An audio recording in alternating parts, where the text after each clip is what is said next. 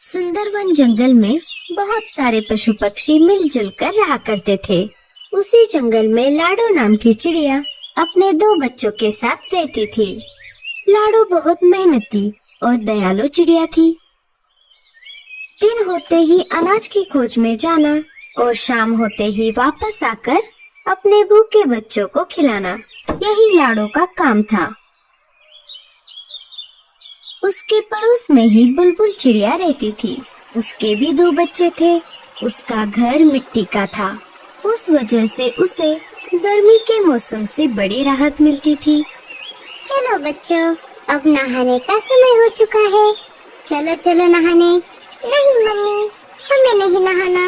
हम घर से बाहर कहीं भी नहीं जाते, फिर भी आप हमें रोज रोज नहलाती हो। अरे बच्चों, तुम दिन भर खेलते रहते हो, इस वजह से तुम गंदे हो जाते हो। अगर रोज नहीं नहाओगे तो तुम्हारे पंखों से बदबू आने लगेगी। बुलबुल के बच्चों को नहाना पसंद नहीं था, फिर भी बुलबुल उनको जबरदस्ती से नहलाती थी।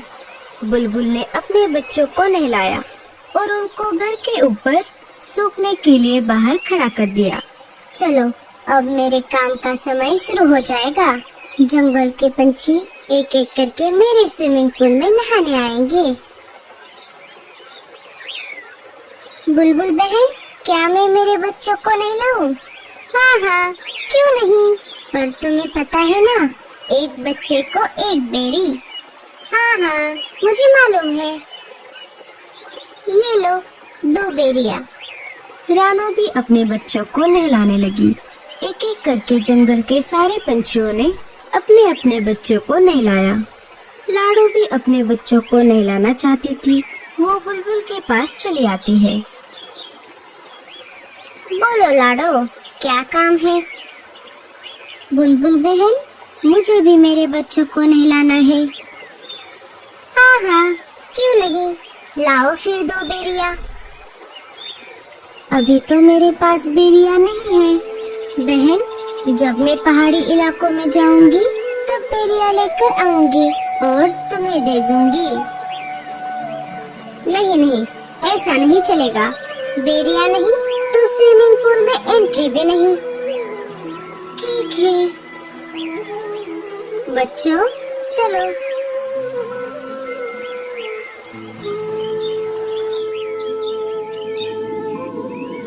माँ, हमें भी बुलबुल आंटी की स्विमिंग पूल में नहाना है। लाडो ने बच्चों को समझाते हुए कहा। नहीं बच्चों, हम नहाने के लिए नदी में जाएंगे। वहाँ का पानी साफ सुथरा है। लाडो अपने बच्चों को स्विमिंग पूल में नहलाना चाहती थी। बेचारी लाडो कर भी क्या सकती थी। बेरियों का पेड़ ऊंचे पहाड़ी पर था और लाडो अपने बच्चों को अकेला घर पर छोड़कर उतनी दूर नहीं जाना चाहती थी। वो अपने बच्चों को लेकर नदी पर आ जाती है और एक एक करके उनको नदी के पानी में नहलाती है।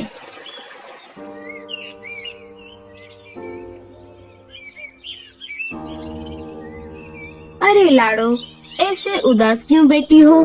क्या कुछ परेशानी है? अरे नहीं कालू भैया, ऐसी कोई बात नहीं है। सोनू मोनू को बुलबुल चिड़िया के स्विमिंग पूल में नहाने की बहुत इच्छा है, लेकिन वो नहाने के बदले बेरियों की मांग कर रही है और अभी तो मेरे पास बेरिया नहीं है। बेरिया लाने के लिए मुझे ऊंचे पहाड़ी पर जाना होगा, पर मैं मेरे बच्चों को घर पर अकेला छोड़कर उतनी दूर नहीं जा सकती। बस इतनी सी बात, मैं हूँ ना, मैं पहाड़ी इलाकों में जाकर बेरिया ले आऊँगा। बड़े आए जाने वाले। क्यों जी, आपके पास कोई दूसरा काम नहीं है क्या? ना बीवी है ना बच्चे। आप एक काम करो, सारे पंछियों के काम फोकट में करो। अरे गोरी, मैं तो ऐसे ही कह रहा था। मैं पहाड़ी इलाकों में जाता रहता हूँ ना, इसीलिए मैंने ऐसा कहा। तुम भी ना गोरी। बहुत दिनों से जग्गू सेब मांग रहा है, क्या आपने ला कर दिया? कोई जरूरत नहीं है किसी की मदद करने की। अब सीधा मेरे साथ घर चलो। कालू कौवा वहाँ से चला जाता है। मम्मी, मुझे भी स्विमिंग पूल में नहाना है। अरे जग्गू, तुझे नहाने की कोई जरूरत नहीं है। तू तो वैसे भी साफ सुथरा है। लाडो उदास बैठी थी कि तभी वहाँ पर भूरा कौवा आ जाता है।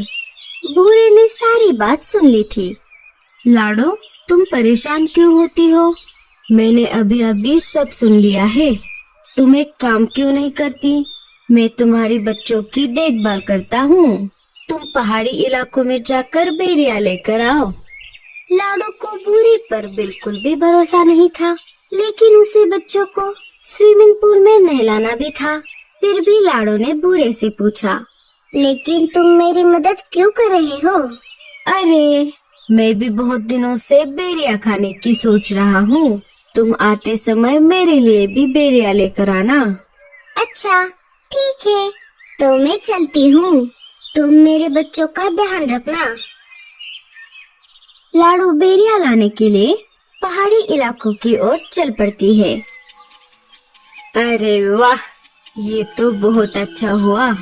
मुझे पता चला है पहाड़ी इलाकों से हमारी जंगल की ओर तेज तूफान आ रहा है। मुझे नहीं लगता कि लाडो उस तेज तूफान में बच पाएगी। फिर मैं इन दो बच्चों को घर से बाहर फेंक दूंगा। लाडो के जाते ही भूरा बच्चों को घोंसले से बाहर निकाल देता है और घोंसले का दरवाजा लगा लेता है। बच्चे अपनी माँ की याद में रोने लगते हैं। इधर लाडो जैसे तैसे करके आगे बढ़ती रही। वैसे ही तेज हवा भी बढ़ने लगी। लगता है इस तेज तूफान में मैं उड़ नहीं पाऊंगी। लाडो चिड़िया हार मानने वालों में से नहीं थी। बड़ी कठिनाइयों का सामना करते हुए वो आगे बढ़ती रही। तभी उसके सामने से मीनू मौसी उड़ते हुए आ जाती है। अरे लाडो, ये क्या कर रही हो? चलो वापस। बारिश के साथ साथ बहुत बड़ा तूफान भी आने वाला है। अच्छा, ठीक है मौसी। वो दोनों वापस जंगल में आ जाती है।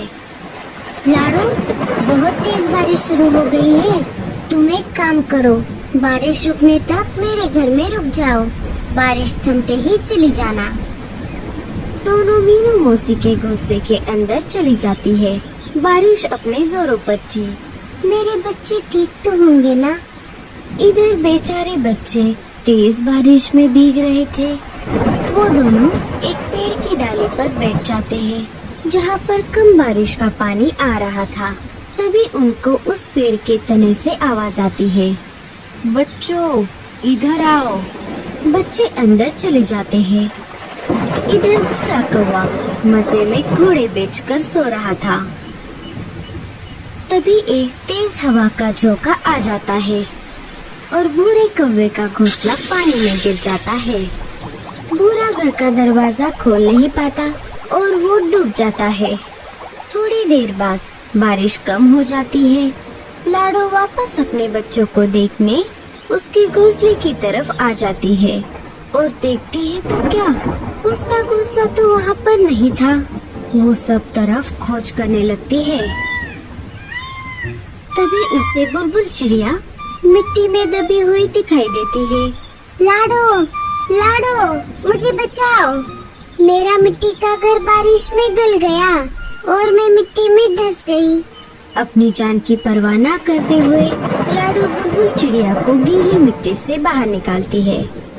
लाडो, मुझे माफ कर दो। मैंने तुम्हारे साथ बहुत बुरा बर्ताव किया।